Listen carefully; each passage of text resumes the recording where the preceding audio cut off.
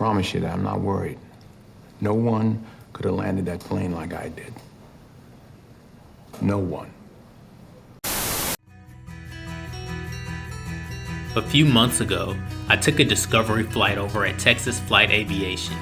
For the uninitiated, a discovery flight is where an instructor gives you the rundown on some of the mechanics and terminology of a plane, and after a crash course on the controls, they actually take you up and let you fly the thing. Shout out to my instructor Aaron for not letting me kill us because I was scared out of my mind. My hands legit started sweating and cramping from how hard I was gripping the controls, and we didn't even do anything too crazy, just some banks to the left and right here and there. Not only did this flight help me live out my fantasy as an X-Wing pilot, but after being asked by Aaron if I could see myself doing this professionally, it made me ponder what a possible future could look like with me in the cockpit. I mean, the suit, the hat, the title, the whole shebang. Sounded like a pretty sweet hypothetical gig. However, I got hit with a dose of reality when I realized that as a pilot, as a captain, I'd ultimately be responsible for the lives of any passengers and crew that were on that plane with me. I understand the gravity of that responsibility, but what if someone didn't? What if someone under the influence of drugs and alcohol was at the helm of a plane at 30,000 feet in the air? We've all had that friend who swears they drive better drunk, but this is on a completely different level. And then what happens when that plane plummets out of the sky after mechanical failure and has to make an emergency crash landing? Would the results of this aeronautical disaster be due to a faulty plane or the actions of an irresponsible drunk? Did the people he managed to save survive because of his own resourcefulness and heroism, or was it ultimately an act of God? The answers to those questions are all explored in Robert Zemeckis' return to live-action cinema with his aviation character drama, Flight.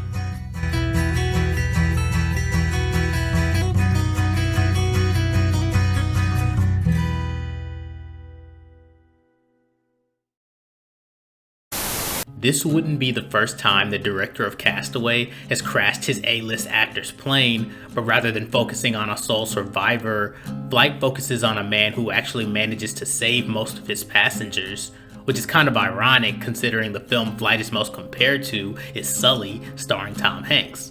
Made on a budget of $31 million, Flight was set to be Zemeckis' least expensive movie since 1980 after adjusting for inflation, and this was done intentionally to keep the focus on the characters and how the crash has affected them as opposed to the crash itself. Our central character, Captain Whip Whitaker, is a seasoned commercial airline pilot who suffers from both substance abuse and drug addiction, that primary substance being alcohol and that primary drug being cocaine.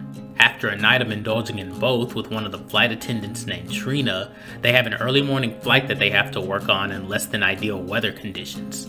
Despite not being sober, Whip perpetuates the myth of the high-functioning alcoholic by disregarding everyone's safety by flying the plane anyway because he feels like he can, this obviously not being the first time he's done so.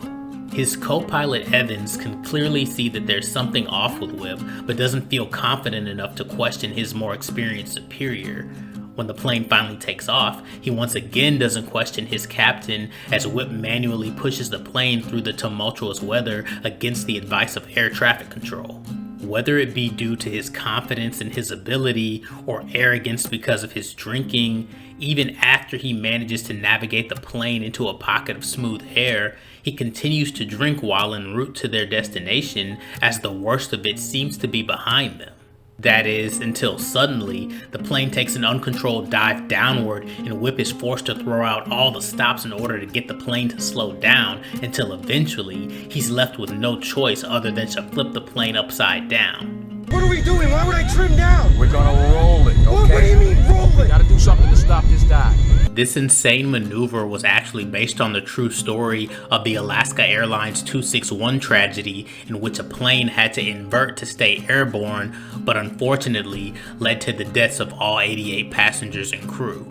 With Robert Zemeckis being a pilot himself, he was insistent on filming the inside of the cockpit practically, as opposed to over-relying on CGI to sell the intensity and the dread of the situation that in all likelihood should have resulted in all of their deaths, just like the real-world events that inspired the film. Using his savvy as an experienced pilot, Whip manages to return the plane to a level state, but loses all power to the engines as a result, allowing them to glide for a minute before careening into the ground and coming to a disastrous halt, leaving him unconscious. Whip wakes up in the hospital and is faced with the aftermath of the crash, learning from his pilots union rep Charlie and the NTSB conducting the post-investigation that 6 people, including 2 flight attendants, didn't survive. And despite the marketing for Flight relying heavily on the crash itself being the selling point of the film, I feel like it was just a prelude for the actual meat of the movie. With screenwriter John Gatins being a former alcoholic, Zemeckis being a pilot, and Denzel Washington being an absolute powerhouse of an actor, the 3 are able to collaborate into bringing the guilt and the weight of those lives that Whip feels onto the screen. Even if he can't admit it to himself or others, deep down, he knows that at least some of the responsibility lands on him, or rather, crashes. This is evident in the way he throws out all his alcohol as soon as he's out of the hospital. If he isn't to blame, then why get rid of it? If he hadn't pushed the plane through the storm, would it have crashed at all? The people around him hype him up as a hero, citing that landing that plane, let alone with survivors, was miraculous to say the least, and he deserves to be praised as such, feeding into his God complex and allowing him to somewhat avoid any criticism levied his way. When meeting with a lawyer for the pilots union named Hugh, he's taken aback when Hugh isn't buying into the hero narrative. He learns that his blood was tested while he was unconscious, and his blood alcohol levels were way over the legal limit, combined with a positive test for cocaine, giving the NTSB all the ammo they need to press for manslaughter charges. Death demands responsibility. 6 dead on that plane. Someone has to pay. Yeah, but there's a plane that fell apart at, I think he fell apart at 30,000 feet. Despite being impressed with the stunt, Hugh is one of the few people who doesn't put up with Whip's lack of accountability, but has a job to do on the union's behalf regardless, ultimately making him an enabler of Whip's actions. Does Whitaker know he's going to jail? My clients don't go to jail, Mr. Carr. Perhaps the biggest enabler of all is Whip's drug-dealing friend Harlan, played by John Goodman. Prior to Flight, Washington and Goodman last shared the screen together in 1998's supernatural crime thriller Fallen, where director Gregory Hoblit placed a lot of significance on the Rolling Stones for the soundtrack, emphasized by the film ending with the Sympathy for the Devil needle drop. So to introduce Goodman here with the exact same song alongside a Rolling Stones soundtrack resonating throughout Flight is a very cheeky wink and a nod to the 2 actors' previous connection on the part of Zemeckis. Speaking of Fallen, that film has an element of theology to it that goes from maybe the killer's a demon to okay, it's definitely a demon by the time it wraps up, and while Flight's theological debate isn't as definitive, there's still an ambiguity to whether or not God played a factor in the plane's crash, especially when you consider that it went down right in front of a church and the survivors were rescued by its members. I'm gonna fight to get the NTSB to add act of God as one of the probable causes. Whose God would do this? Before taking off, one of the flight attendants named Margaret extends an invitation to Whip to visit her church for a service, and he ironically only ends up going during Trina's funeral to ask Margaret to lie to the NTSB about how much he was drinking. However, she knows him well enough to be aware that he had more than just a few drinks, but after he once again pulls the hero card, he's able to convince her to lie for him and place the blame on the storm, doing all he can to escape criminal prosecution and making her yet another enabler.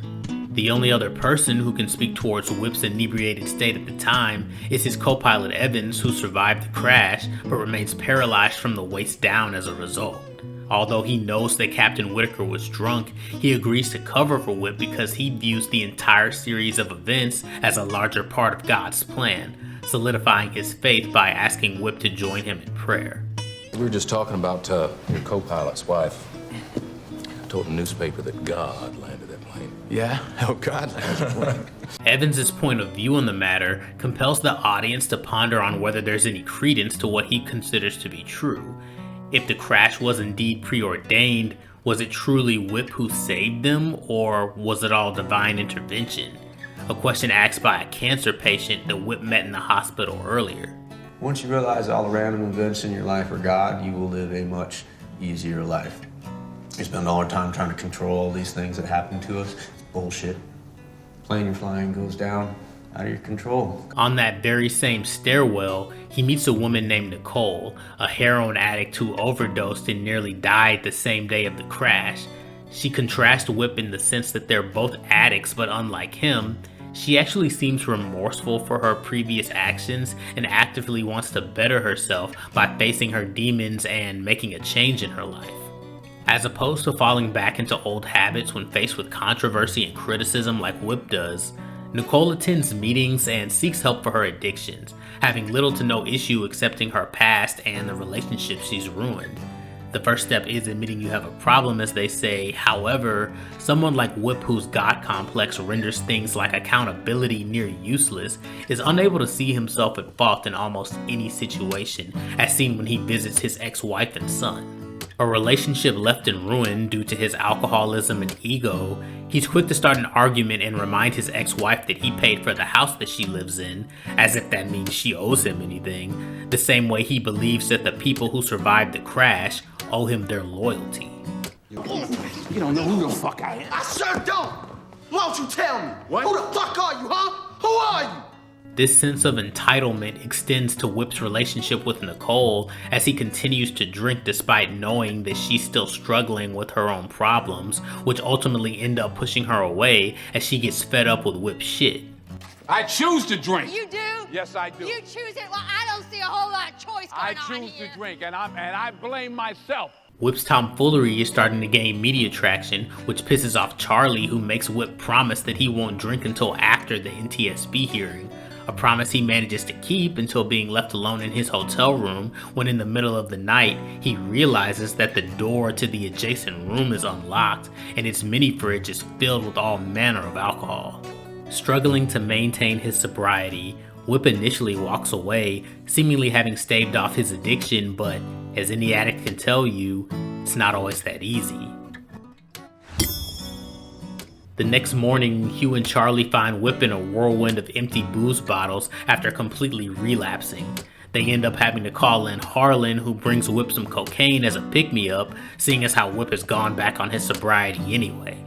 Small nuances like Hugh and Charlie hesitating to pay Harlan for the drugs as to not do anything potentially morally reprehensible is part of what makes Flight's script so great, because it's exactly the kind of thing they've been doing the entire film under the guise of just doing their jobs as the union rep and union lawyer, only in this instance, their actions have more tangible criminal implications. Earlier in the film, Hugh was able to have Whip's toxicology report thrown out due to uncalibrated equipment in the hospital, making it inadmissible in court. However, the NTSB discovered the empty vodka bottles that Whip put in the trash during the flight, and the only other member of the crew who tested positive for alcohol was Trina. So the strategy is to place the blame on her, who'd been drinking with Whip the night before and is obviously no longer alive to defend herself. The copious amount of guilt that Whip has been repressing finally comes to a head as it's becoming clear that he can't let Trina take the fall for him, his next words culminating at the ultimate intersection of addiction and faith. I said, God help me.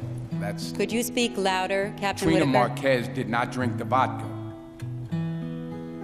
Because I drank the vodka. 1 Peter 5:8 of the Bible states, "Be sober, be vigilant, because your adversary the devil, as a roaring lion, walketh about, seeking whom he may devour." I'm no theologist, but I think this verse perfectly encapsulates the situation Whip finds himself in. Because of his failure to hold himself accountable, he destroyed not only the lives of his crew, but his relationships with the people he cared about. And without this admission of guilt and confession of alcoholism, he risks devouring his very own soul. In the end, Whip finds himself in prison, sentenced to an unspecified number of years for manslaughter, having lost his pilot's license in the process, but more importantly, at some point having made up with Nicole, his ex-wife, and son, who for a school project chooses to interview his father, asking the same question he wanted answers to earlier. Who are you? That's a good question.